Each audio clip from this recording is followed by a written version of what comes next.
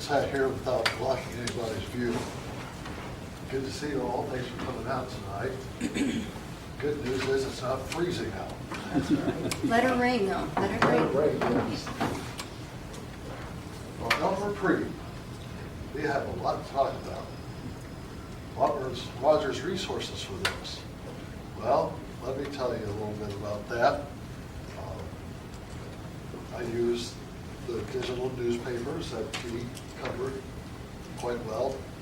It's no charge. Go to Allerton Library Digital, and it shows you immediately what link to type on there. It's Allerton Library Digital. And they only go up to $19.99 though. They didn't get anything past that. That's the next project, I guess. But actually, it's because of copyright, right? Yeah, the News Gazette has copyright. Oh, you see. Well, they knew there was a reason. I thought maybe the news was just too current to find out the dirt on somebody. Okay, very good. I also was in touch with the people that can access archive things at Allerton Park. I've got some material that way. And I guess that's my primary. Oh, at the Library of the Historical Society, there was an 11-page autobiography that Elmer typed, or he had typed. I'm sitting right beside him. And I'll show you a bit of that here.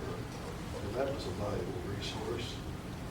And my last resource that I'll mention is an audio archive that Sue Gortner made interviewing Elmer, and I'll mention that in my presentation as well. So it's well-sourced material. That'll wore me out, I'll tell you. I hope everybody can hear me all right. You could be more if you could do better. Do what? Louder? A little bit. No. Okay. Yeah.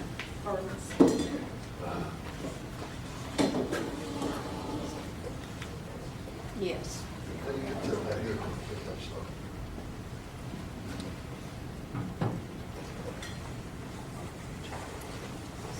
Hello, Tess. Is that better? Yes. Okay. Very good. Could you actually hear that? Yeah, I can hear Yeah, that. we're gonna hear through the microphone. Yeah, just so we get sense of it. That wasn't amplified at all. Well, we're ready for the next slide. Okay. Thank you, Dean, for that introduction. Well, where did Elmer come from? This is an adaptation of Find a Grave. If you go to findagrave.com, I guess that's another resource, and you'll see something similar to this. I put Elmer's picture up there instead of the tombstone. We'll save that for the end. He came from Crawfordsville, Indiana, the immediate area of Crawfordsville. The name Priebe is German. His folks came from Germany and settled near Crawfordsville. Had a 50-acre farm and a lot of kids. All the kids are down below here. His mom and dad was August and Audley. I've never heard of Audley. I have heard of August. In fact, August is the A part of Elmer A. Priebe. Now, this kids down below, it shows 8, and he was 9. And he said he was one of 10, and he was the youngest. I don't know who the 10th one was. I surmise it might have been an infant that just didn't get it recorded properly. I was. Oh, you're citing somebody else. So the kids, his siblings that are in blue, I know you can't read their names there. There's Anna and Albert and William. All 3 of those came and worked with Mr. Allerton as well. That's a lot better. Just keep Mr. Feedback at bay. So when Elmer came, he wasn't alone. He had 3 other siblings here, at least on the very outset. So he was 15 years old when he came.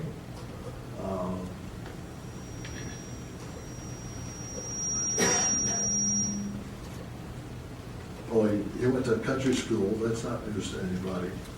He earned 15 cents a day taking care of the teacher's horse, doing the chores there. He worked that up to $30 a month salary though, working for other farmers. His sister Anna was the first one to move here, and you can go to the next slide now. Here's an example of what you find in old newspapers. 1901, a place called Hainline. No, that's a school named Hainline. Why did they name it Hainline? Because the kids that lived around it, you know, big families back then. You can read that Ralph Johnson was kicked by a horse some time ago, but he's recovering. Miss Mary and Laura Dukeson spent most of the afternoon with Jody Hainline. So there's the Hainline there. Where the blue arrow is, that's the researcher's gold though, because Anna Priebe married John Ashby. So there's a clue time-wise where we are in Elmer coming over here. Anna came in 1901. As John Ashby and his wife, Indiana, moved in with Sherman and Sam.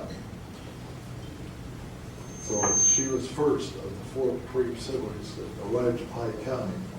And for a little bit of extra credit, Sherman was John Ashby's father-in-law. So a lot of people related to each other, just like nowadays.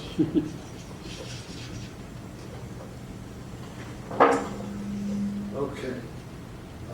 Anna lived in what was known as the stucco house back then, and we know it as the house in the woods. And John was in charge of dairy farms. And Robert had 2 or 3, maybe even 4 dairy operations. And they lived south of Monticello in the area of the Kratz farms. An unfortunate incident was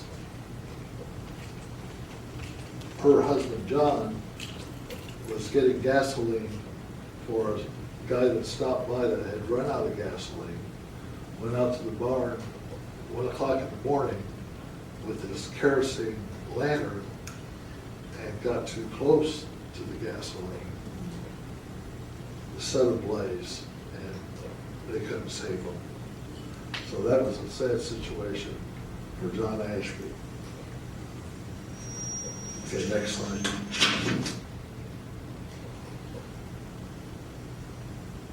Now, I don't know for sure why Elmer came to Cullerson Park, except that his siblings got word back to him saying, this is a pretty sweet deal over here. You know, you only got 50 acres to farm where Mom and Dad are. Why don't you come over to Monticello and help with all these acres Mr. Allerton has? So that's where they lived, in a small town called Waveland. And I know they didn't take the north route because there wasn't any Interstate 74 back then.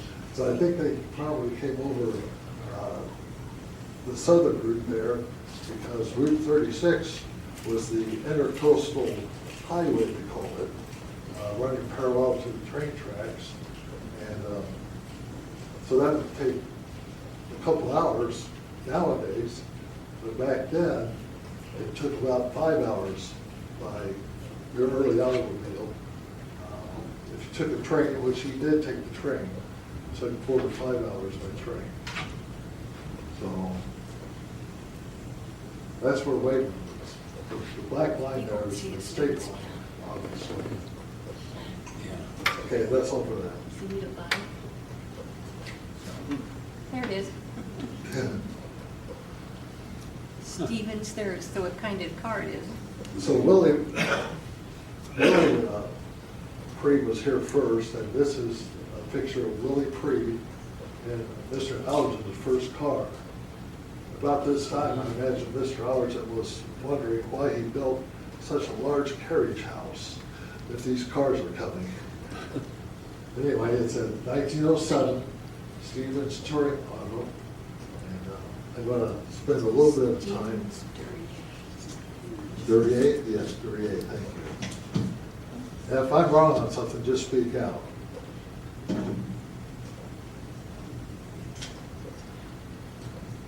Before I get to the main text of this, let me tell you that Mr. Allerton put Mr. Priebe, young Elmer, to work as a garden boy first for 7 months. He did such things as sowing seeds, putting in young seedlings, transferring them outside to the vegetable garden, which we know is the largest brick walled garden now, with the girl in the scarf in the center. Also, Elmer mowed the grass, obviously, took care of weeding. A lot of hands and knees work, but as a garden boy. He did that for 7 months. Then he became a houseboy for 3 months. Elmer worked on the farms at the end of 1913. That's when he quit working as a garden boy. One day, Mr. John Phelan, you might recognize that name, Phelan, he was the farm manager when Elmer first came over, and he came to the cattle barn where Elmer was staying and picked up a batch of 6 men. He told Elmer that he had a new job for him. When he asked what kind of a job, Phelan said, being houseboy at Robert Allerton's residence. Elmer said he knew nothing about being a houseboy, to which the manager said, well, it's a lot cleaner than what you've been doing now. So Elmer got into his buggy and picked up a few of his clothes and where he was staying and proceeded with his new job. He was greeted and introduced to a lady who was Mr. Allerton's housekeeper.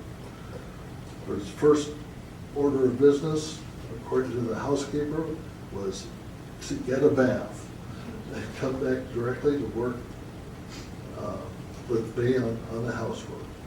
Elmer was grateful that she was his boss for only a short period of time, apparently, where Mr. Allerton discharged her in a few months and got a new group of servants, which I have a great picture of, and I'll show you that here pretty soon.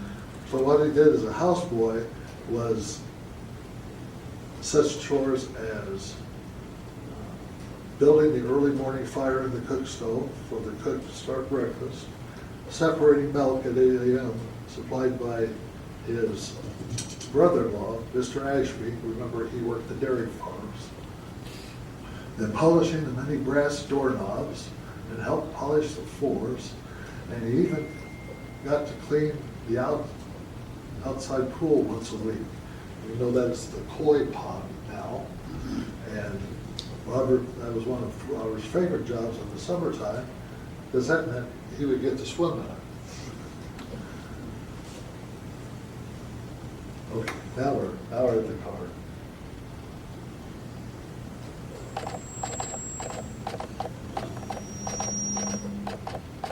Yeah, this is the first car. Willie got married, and his wife apparently wasn't impressed. They wanted to go back to the farm. So Willie and his wife went back to Indiana. Mr. Allerton needed a chauffeur.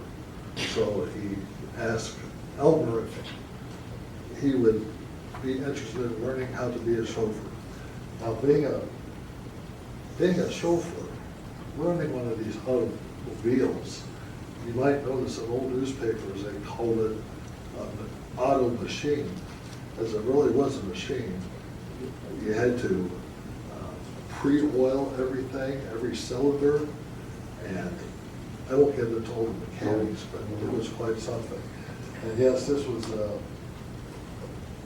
a 7-seat touring car, made by Packard, that was his second one. This one had electric starter, so Elmer, who was all of 130 pounds, didn't have to try to turn the crank on the front end. So he was glad of that. This had the electric starter, and it was 586 cubic feet of engine. You can imagine that. 6-cylinder, 50 horsepower. It seated 7 passengers. It had what they called a tulip wood body. It weighed 2,900 pounds, and it cost around $5,000. I didn't do the translation to today's currency, but you know that was a chunk of change back in 1907.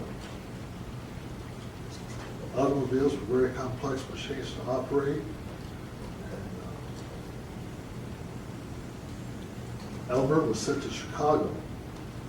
The manufacturer of these cars ran their own mechanic schools. So he went to Chicago for 3 months in 1915, and he stayed with Robert Allerton's father's mansion in Chicago on Prairie Avenue. This is a neighborhood. It's not far from the now industrious West Side. Well, in that same neighborhood is where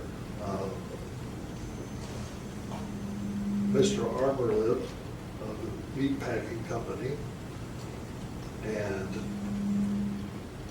I'm trying to think of the sleeper cars. Pullman cars. Mr. Pullman lived on that street.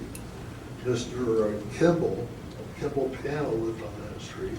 So it was a very illustrious neighborhood at that time. Unfortunately, Samuel Allerton had passed on when Elmer was there staying at his house. He did have a regime of servants that were still there maintaining the house until Robert had decided what he was going to do with it. Elmer never got to meet Samuel Allerton from Chicago, who Monticelloans nicknamed Farmer Sam.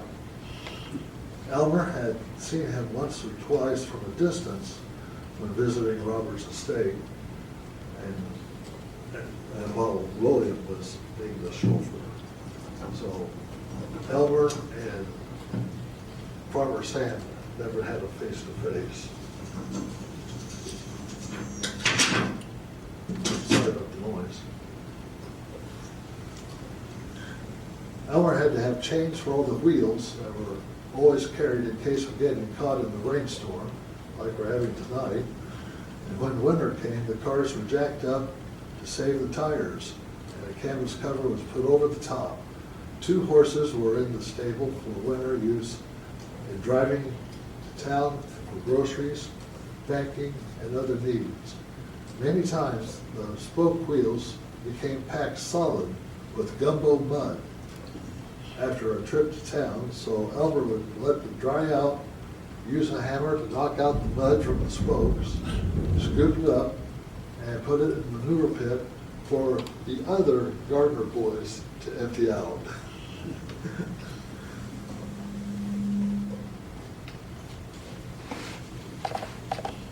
But when the car was stored for the winter, Elmer had no transportation except for the horses and a buggy. And you might recall that about this time, Harley Davidsons were coming on the scene. Well, Mr.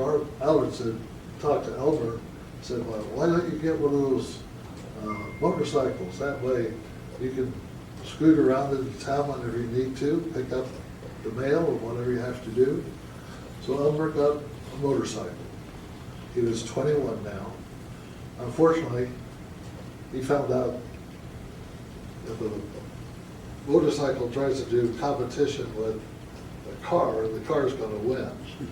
He had a broken leg by Forest Preserve Park on North State Street, and he was admitted to Burn Hospital in Champaign for 22 months. So that was slow healing. They had to put 3 pins in it, and it affected him later on here in life, as I'll talk about here in a moment. Now, the private levee road that we're all used to taking from the main entrance into Allerton, that used to have the humpback bridge on it, that was built in 1916 across the Sangamon River by Mr. Lodge, Mr. Bill Lodge, William T. Lodge, and was constructed using horses and mules. Now more accessible to all kinds of weather, they could get to town a lot easier. The chauffeuring duties were usually grocery and mail runs to Monticello, plus shuttling guests, usually not more than 5, Elmer recalls, on weekends. So he would come into the Wabash depot, pick up the guests and get them out to Allerton Park. The guests were normally from Chicago, and there was quite a long list of them, and I had them listed pretty well in the newsletter. Okay, next one. Now, I meant to have a disclaimer at the start. Some of these pictures are awfully grainy looking, just the way newspapers used to be printed. So we did the best with what we had to work with. So here he is at 23, and he's going into the Army.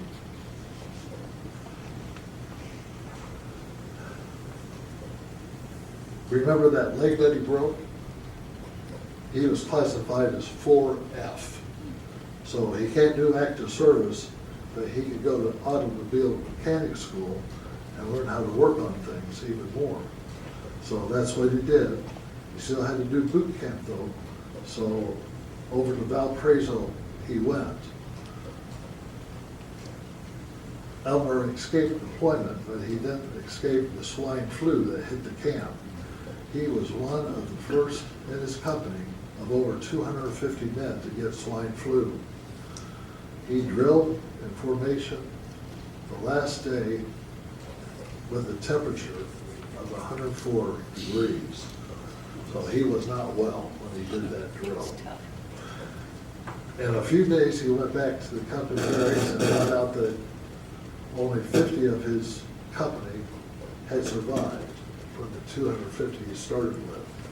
It wasn't long after he returned to camp that the armistice had been signed, and that was his happiest moment ever. So he came back actually to be with his mother that winter because his father had passed away by that time. From that time on, his life was really pleasant with Mr. Allerton, taking him on tours in the eastern states, visiting all the main cities that had art collections. Thus, we were able to see and visit many old and beautiful homes. Roads were the only drawback though, because only a few roads were all-weather roads. When the car was put in the garage, Mr. Allerton didn't make Elmer drive all the time. They did use the local taxis when they were available. So he was very considerate to work for. He always wanted Elmer to have good accommodations as he had, and Elmer always ate at the same table as Mr. Allerton and the rest of the party. And they even went to shows together. Elmer made a comment that he got to see his first talking movie with Mr. Allerton. So that would be about 1927, 28, they had the first talkies out.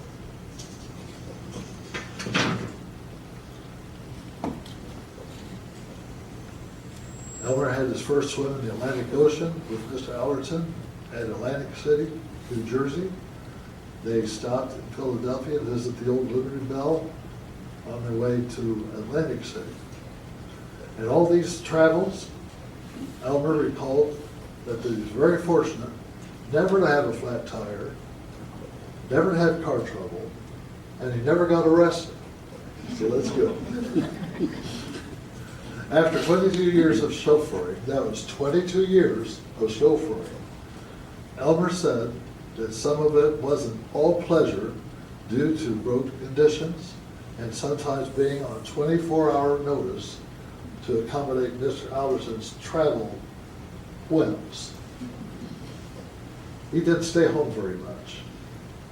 He might have to go catch a night train or be at a given airport in Chicago at a certain time to pick up Mr. Allerton. This happened a lot during World War II. Now, the Monticello Golf Club on the city's west side was developed by Monticello businessmen on 60 acres that had been Mr. Dighton's land to Mr. Allerton, leading to Mr. Allerton's land in 1921. Elmer played in the first tournament that November at age 26. So that was 1921. He started golfing. How about that? No wonder he had a long life. The popular golf course was only about 4 miles down the road from Elmer's home. He had learned the game early and enjoyed it immensely all of his life. In July 26, he's 31 years old and scores a 93 at the Monticello Golf Club. 1930 came the Great Depression. Thanks to the good Lord or someone, the First National Bank in Chicago did not close its doors, since that was where his check from Mr. Allerton came from. Mr. Allerton did most of his financial work with the bank in Chicago that his dad owned. Okay, so he come to the phase now, he's done chauffeuring, we're going to transfer to being a farm manager. He's farm manager for 49 years. Conditions in life began really getting better for everyone after the 30s, even for Elmer. Elmer was called to a meeting. Mr. Allerton wanted to have a meeting with him. It's kind of an unusual place. It was in the attic of the mansion.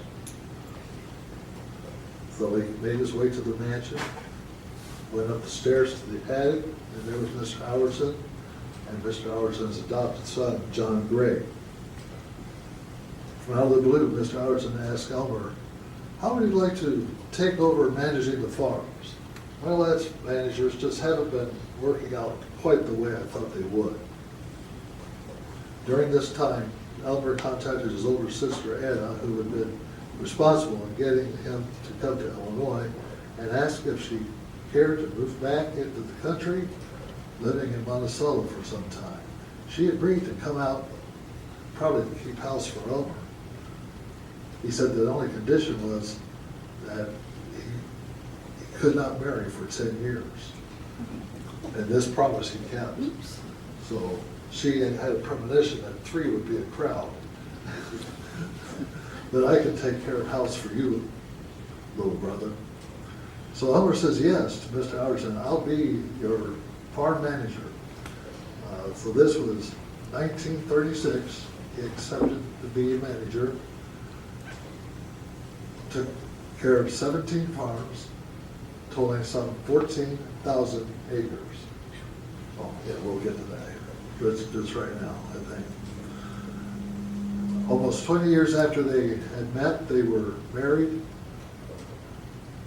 Oops. I need a slide. Well, let me talk about this while I'm here. I knew this would happen. I apologize, folks. The presenter's supposed to do a dry run of his presentations. I'm busted. So here are the housekeepers, the friendly ones that came later on, the second batch. And identified them standing left to right. Emily Golliff was the sister of Edith Cackett, and Arthur Cackett. Arthur was the long-time butler for Miss Allerton. So when you see reference to butler, it's the man in the middle standing up there. And then Florence Fly was another lady that helped. Lower left-hand corner, there's Elmer. You can see him in there.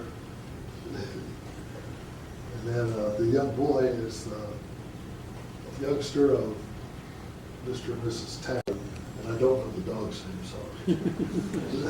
Skipper. The dog's name was Skipper. Is that right? Every dog he had was identical.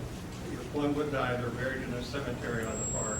Wow. And the staff to go get another one, and there was named Skipper again. Okay. Well, I can revise my slide for the next time.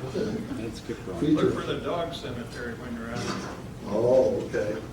Very good. You had more than one dog, did you? Yes, Dalmatians during World War II. Robert Allerton They never see stayed it. at I wonder home where in they all the came from. mansion Not seen any of those. That'd be a good after story, donating where they it came from. in 1946. Let's see if I skip some for you. Want me to flip the page? Yeah, let's do it. Oh, no, I think I can do that. Oh, because I thought Yeah. you still had the Very good. marriage. Thank you. Yes.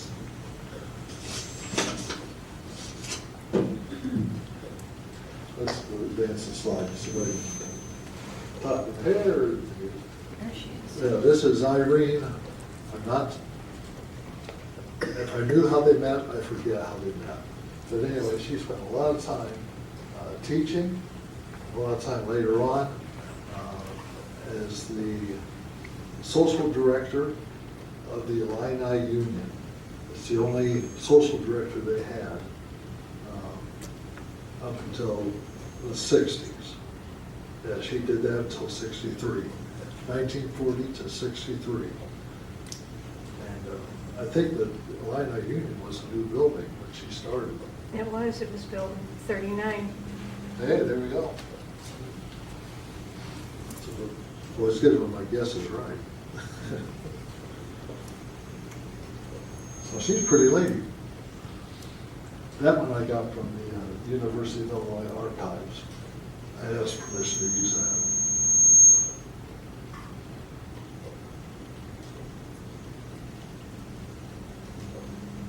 Oh, here, Elmer had met his future wife, Irene, from Argenta, Illinois, when she was teaching in Monticello in 1928.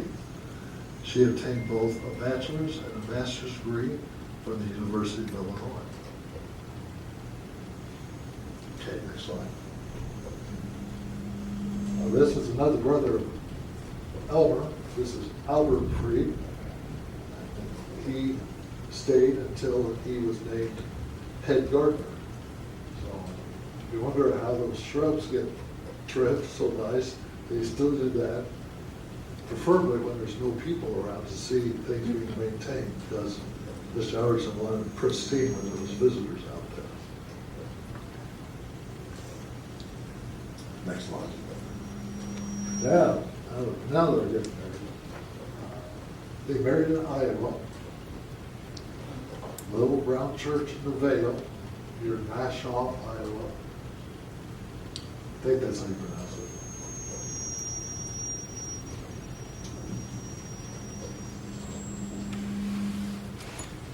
This was 20 years after they met and got married, in 1947.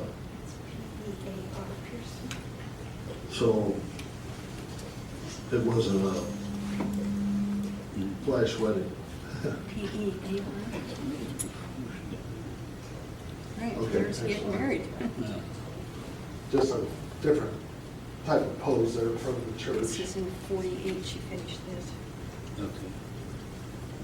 Okay, next one. Okay, now they went on their honeymoon, and the first part of February, the tenants of the farms wanted to throw them a party. So this is a wedding reception, so that they could enjoy some time with the local folks, since they went off to Iowa and got married. They were very happy they're going there.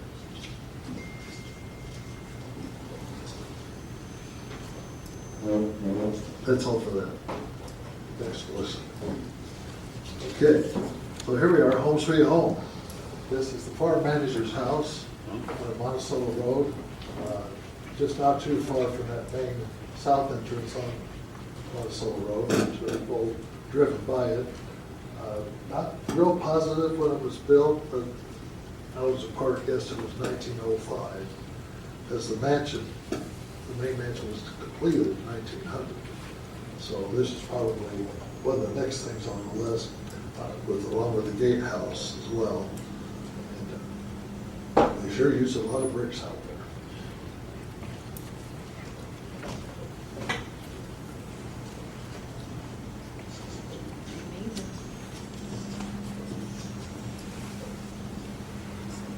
That's all I have on that. So Elmer's the manager of the farms. Didn't really see Robert Allerton do much. Elmer would be out on the farms helping and managing, and Robert and his adopted son John Gray would have their activities, their travel, and their guests. All right.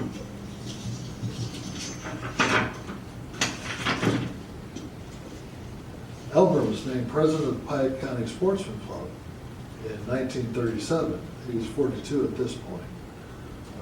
Robert Allerton wasn't really too much involved in the community and county affairs. When he lived there, he would attend occasional meetings. He would visit with the Dightons, as they were second cousins. He would associate with the Kratzes, substantial farmers just south of Monticello, and the Moore families with the Pepsin family, the Pepsin factory. Those were the main three that he was associated with.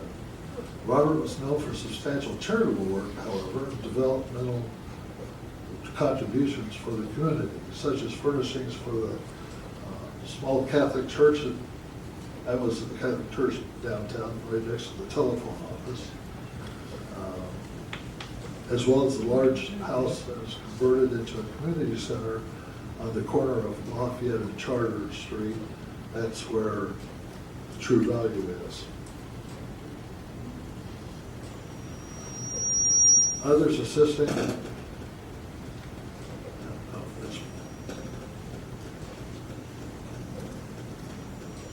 Okay, let's try the next slide.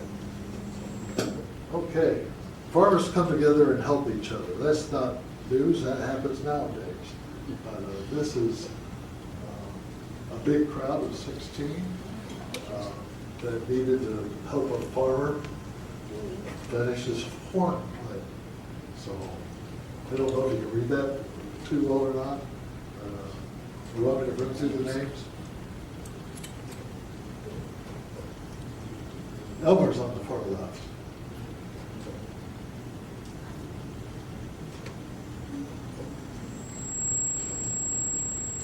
Okay, Robert Allerton never, at this point, we're back up to 1946 just about. And as we know, Wisegarver donates the house and the farms to the University of Illinois. He would not stay in the mansion after his donation. There was another small White House that he would come back for when he visited from Hawaii. In 1948, Elmer's wife Irene became a published author. She wrote a book entitled Campus Cubes. And with Lucia's assistance, when we get up here, Exhibit A from the museum archives. It tells you how to, how to drink, dating, and necking. It tells you all kinds of things on It is courting etiquette. how to court. Yeah. What to do with it, what a young man asks you, and when he appears at your door, and everything in between. In June 1948, I just read that, sorry. The successful book had its third printing several years ago, so it was a successful book. Elmer was continuing to serve in November of '58 at age 55 with the Monticello Grain Company Board of Directors. Okay, next slide. Okay, in 1960, he is looking a little bit towards retirement, coming to town with his wife. So they looked at this house on Charter Street, North Charter Street, there on the corner of Oglesby Street. Probably wasn't painted pink at that time.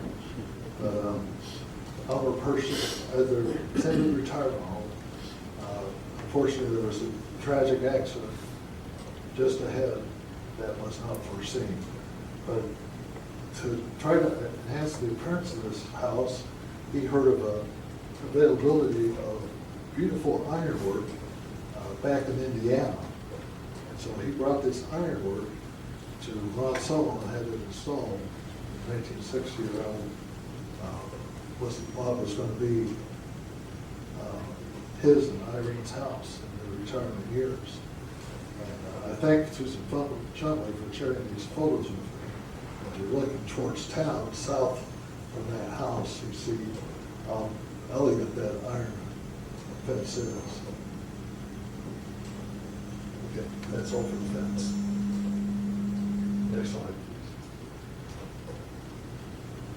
please. Okay, Elmer's still being the manager, and he's getting ready for a VIP visit.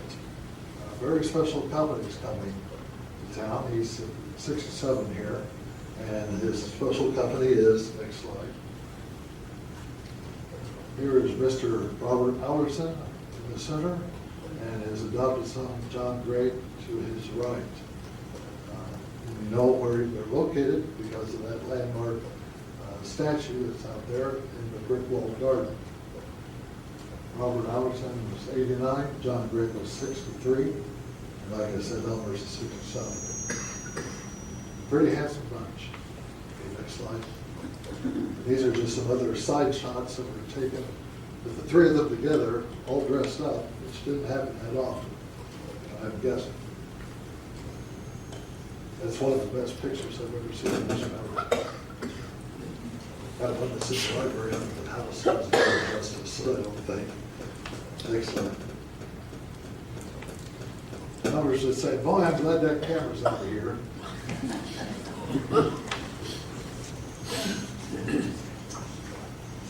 Okay, next slide.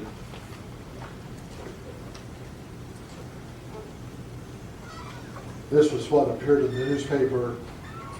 They were coming back from Argenta and then had an unfortunate car accident involving 4 cars down by the Friends Creek Cemetery. There's a bridge there across the creek, and there was somebody coming onto the main route. And Elmer was driving. He was hospitalized afterwards, but unfortunately Irene did not survive. She was age 66, same as the year. So I will say that Irene had started a book on Allerton, her own book, and that's the one that she didn't get to finish. But others were going to see about finishing it. I don't know where that got though. Hey, beautiful couple, didn't they? Okay, next slide. Okay, let's go golfing again.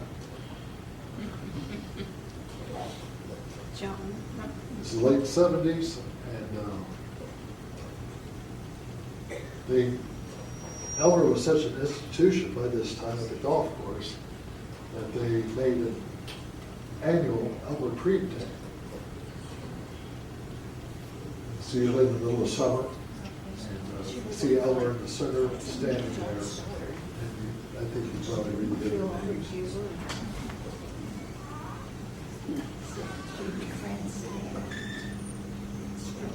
This is John's daughter on this side, right? Ooh, it's almost 8 o'clock. Another fine day out on the lakes, 1971. Elmer was in a fine form, age 76, with his golf cart, and I heard that he donated the golf cart sheds, a lot of good donations that were made to the golf club. Next slide. Okay, I earlier referenced the typed up autobiography. He was 84 when he did this. Whether he was typing or he was having a stenographer do it there next to him, I'm not sure, but it's It's 11 pages worth of this, so quite a resource in that. And I merged that with the audio recording that lasts for an hour. Next slide, please. Oh, here we're back to the golf course. Another annual Elmer Priebe Day. He's now 85, and he shot an 82. That's good. So it was a big day. And the 85-year-old shot an 82. 18 points. We have Dwight Wilkie here, Jack Grant, and Ken Steidinger is on the left. He ran the LGA store. Next. Here's Elmer, 1983, 87 years old, and this is when Sue Gordner got him to sit down for an hour and reminisce about where he had been his whole life, starting with country school up to present day. So all that audio recording, again, you can go to Allerton Library. Well, just Google Elmer Priebe Allerton, and it will give you a link to hear Elmer's voice. That was something else. Okay, next. So this is, Elmer lived until 1985, and this is a lovely monument out the north side of the cemetery up on that bluff. Can't go any further because you go down to Camp Creek, but there's just a beautiful tall stone there. Next. Maybe a more suitable monument to Elmer and all the work he did out at Allerton is this patch of prairie grass just to the right side of the main entrance. You see the pillar, one of the columns there for the main south entrance. And it's just a designated prairie grassland that thrives in called Elmer's Corner. And our dear Steve Hoffman took this photo, I think in 2019. So that's Elmer's Corner. You can wave to him when you go by. Next. So Mr. Priebe, Piatt County and Monticello are very proud of to have known you.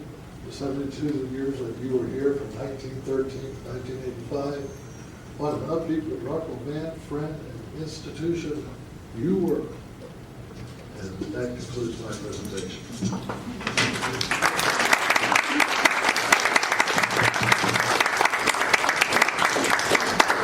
Thank you for your attention. I'll be hanging around. Does anybody have any questions for When you come to the farm, was it Pleasant? Wait, you were farmers for, Yeah, for him, he was overseeing us, yeah. overseed your farm? He never came in, ever.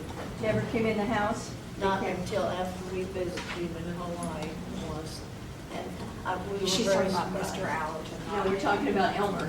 Yeah, the Elmer, There you go. oh no. Just, go ahead. Elmer, well,